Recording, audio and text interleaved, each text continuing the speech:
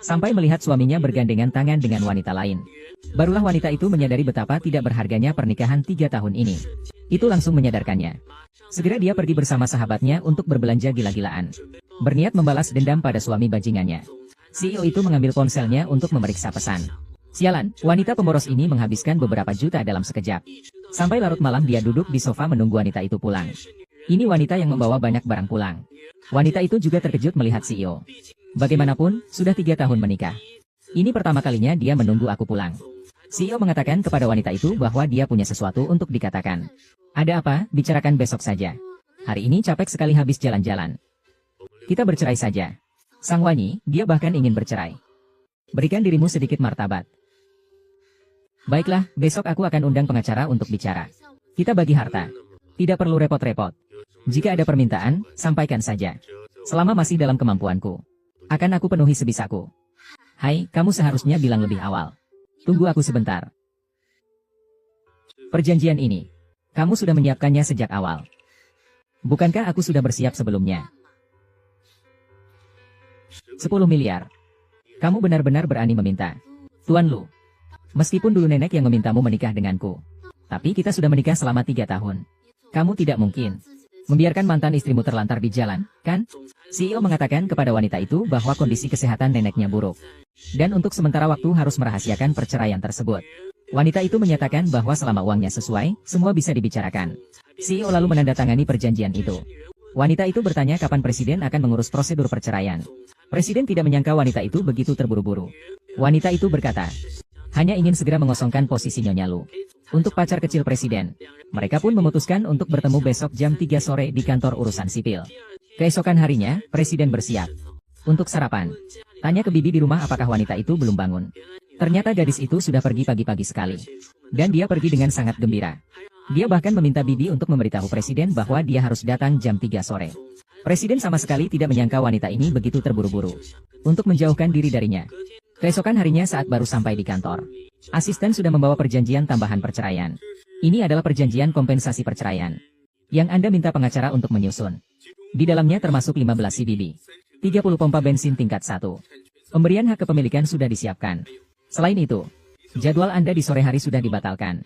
Anda bisa pergi untuk bercerai. Siapa yang menyuruhmu bertindak sendiri? Bukankah Anda sore ini akan pergi dengan Nyonya? Untuk mengurus perceraian? Biarkan dia menunggu. Sampaikan pesan. Rapat di ruang rapat dalam 10 menit. Baik. Wanita di sini sudah menunggu di kantor catatan sipil sepanjang hari. Sudah hampir jam pulang kantor tapi dia masih belum bertemu dengan presiden direktur. Dengan marah, dia menendang sepatunya hingga terbang. Saat itu, musuh bebuyutan presiden direktur kebetulan lewat. Dia membantu wanita itu mengambil sepatunya. Lalu bertanya apakah dia ke kantor urusan sipil untuk suatu keperluan. Wanita itu dengan canggung menjawab bahwa dia hanya kebetulan lewat. Dia bersiap untuk pergi. Baru saja melangkah 2 langkah. Kakinya terkilir lagi. Pria itu membantunya dan mengatakan di sini sulit mendapatkan taksi. Lalu mengusulkan untuk membelikannya sepasang sepatu. Dan mengantarnya pulang. Wanita itu berpikir. Kebetulan bisa membuat suami brengseknya kesal. Jadi dia setuju. Di sisi lain, sang CEO baru saja selesai rapat. Kantor catatan sipil sudah tutup. Dia pikir wanita itu masih menunggu di sana. Namun asistennya memberitahu bahwa wanita itu sudah naik ke mobil musuh bebuyutannya. Sang presiden langsung membatalkan rapat berikutnya. Dengan tergesa-gesa dia pulang. Saat itu pria itu sedang mengantar gadis itu pulang. Dengan sangat perhatian, dia memberikan sebotol obat untuk membersihkan kaki gadis itu. Wanita itu melihat panggilan dari sang presiden dan langsung memutusnya. Siapa yang membuat presiden mengabaikannya hari ini? Setelah wanita itu turun dari mobil, pria itu memanggilnya dan memberikan sepatu dari mobil kepadanya. Nyonya Lu, Anda lupa membawa sepatu. Terima kasih. Maafkan saya, Nyonya Lu. Sepatu yang tidak cocok. Jadi tidak perlu lagi dipakai. Benar. Saat wanita baru saja masuk rumah, sang presiden sudah menunggunya semalaman. Melihat ada pria lain yang mengantarnya pulang. Dengan marah menarik tangan wanita itu dan melemparkannya ke sofa. Mengatakan kepada wanita itu bahwa mereka belum bercerai. Begitu terburu-buru mencari pengganti. Wanita itu menuduhnya. Perceraian itu dia yang mengajukan. Waktu juga dia yang tentukan. Bahkan membiarkannya menunggu seharian di sana. Presiden perusahaan sadar dirinya bersalah. Mengatakan bahwa asisten sudah memberitahunya bahwa dia sedang rapat. Wanita itu sama sekali tidak peduli. Selama 3 tahun pernikahan. Selama itu ada hubungannya dengan dia. Presiden selalu lembur atau rapat. Tapi pacar kecilnya itu sangat santai. Itu dua hal yang berbeda. Heh. Standar ganda. Mulai sekarang, jauhkan dirimu dari Huo Junting. Dia bukan orang baik. Lalu kamu ya? Sang Wanyi. Aku sedang berbicara serius denganmu. Huo Junting tidak cocok untukmu. Jika kamu benar-benar ingin mencari pasangan baru, aku punya banyak pemuda berbakat di sini. Benarkah?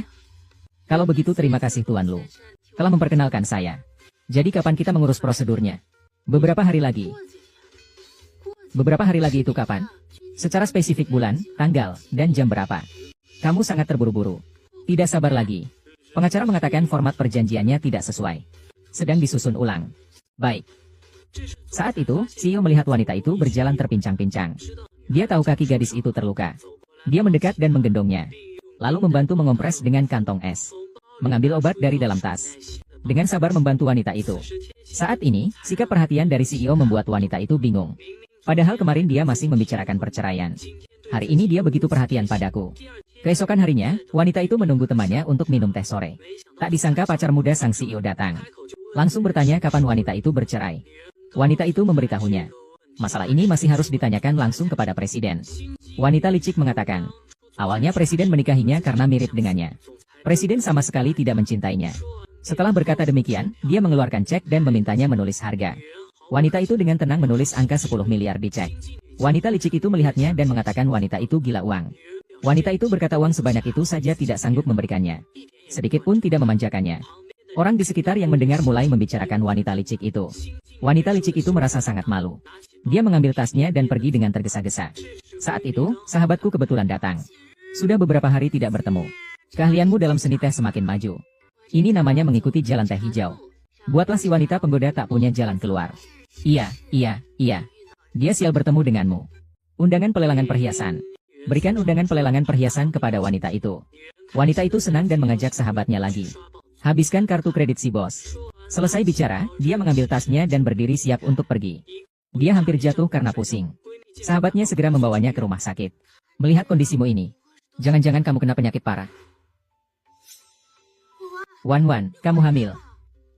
Ada tanda-tanda keguguran. Apakah akhir-akhir ini kamu pakai obat untuk melancarkan peredaran darah? Ini untukmu. Iya. Saat itu dokter mengatakan untungnya dosisnya tidak besar. Dokter memberi wanita itu obat penenang. Wanita itu meraba perutnya. Dia memberitahu dokter bahwa dia tidak ingin anak ini. Lagi pula, beberapa hari lagi dia akan bercerai dengan CEO. Benar-benar tidak ingin anak ini?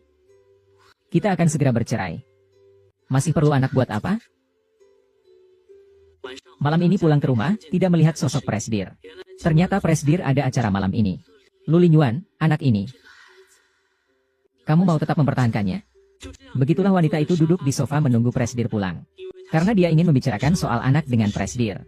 Tak disangka, wanita licik itu malah mengirim pesan. Dia percaya pada kata-kata wanita licik itu. Malam ini suaminya bersamanya. Wanita itu langsung tidak senang. Dia pun tidak lagi menyebutkan soal anak.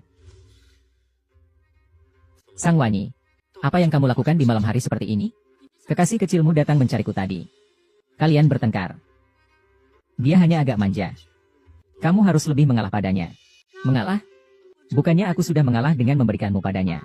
Jadi kapan perjanjian cerainya selesai? Nenek menyuruh kita pulang ke rumah lama besok untuk makan. Kamu harus menjaga selingkuhan kecilmu dengan baik. Jangan biarkan dia sering datang ke hadapanku. Aku tidak bisa menjamin apa yang akan kukatakan. Kamu mengancamku. Jika kamu berpikir begitu, itu juga tidak apa-apa. Bagaimana Wan? Anakmu tidak apa-apa kan? Dokter bilang bayinya terganggu karena marah dan janinnya tidak stabil.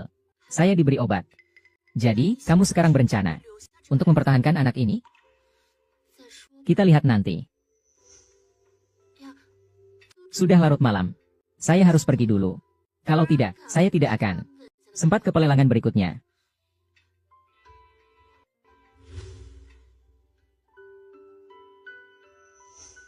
Nona Su menelepon. Dia ingin kamu menemaninya ke acara lelang. Katakan padanya aku sibuk. Istriku juga pergi.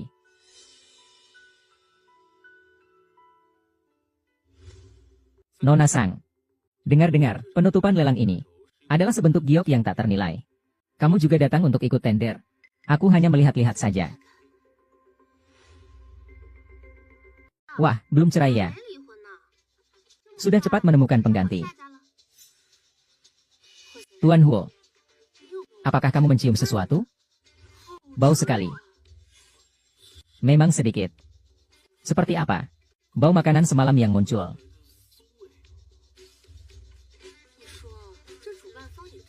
Kamu bilang, panitia ini benar-benar lelang yang baik-baik saja. Segala macam barang dimasukkan. Kalian.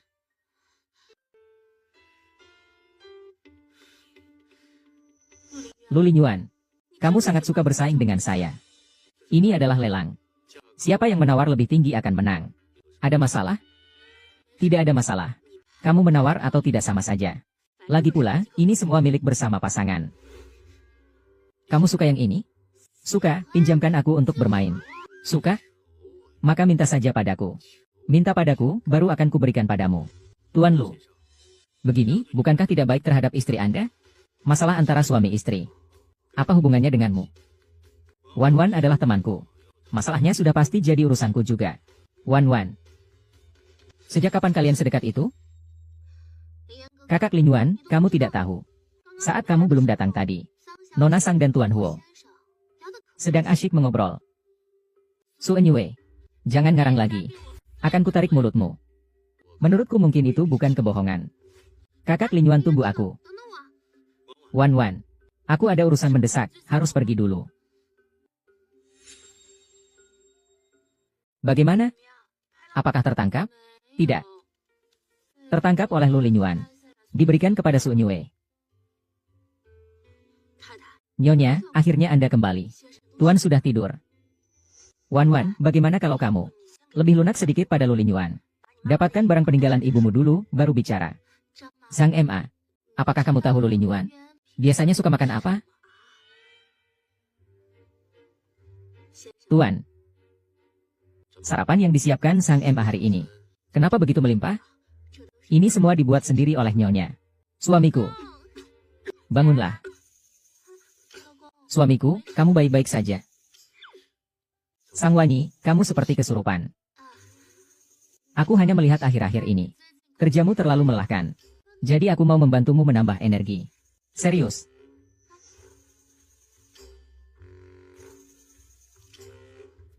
Enak tidak? Sang Wanyi.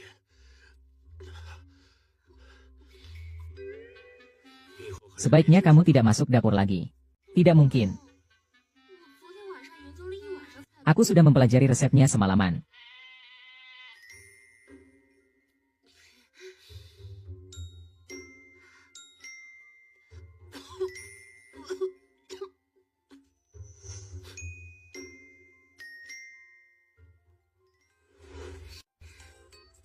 Minumlah secangkir kopi.